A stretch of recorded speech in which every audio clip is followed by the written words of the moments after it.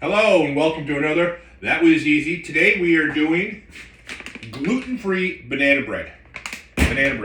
Very simple. Just need 4 large bananas. I already diced them up. 3 eggs.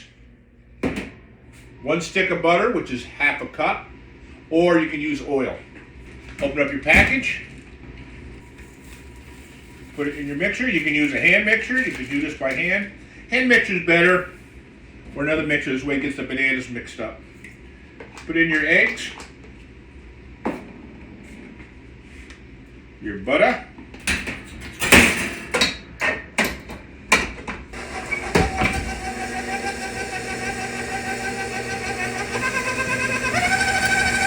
just mix it up really good.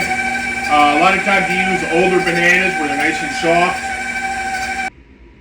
So after it's all nice and mixed, take a 5x9 pan, grease it up, use any type of grease you want.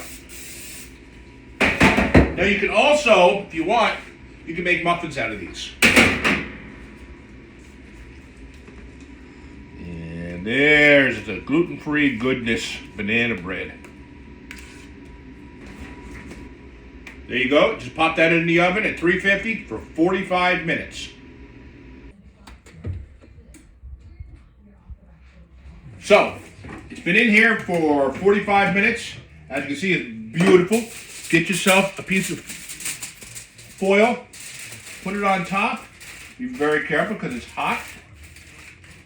And put it back in the oven for 15 minutes to continue cooking. The reason you do that is you don't want it to brown too much. So, it's been in there. Now I tested it about 10 minutes ago and it quite wasn't done yet.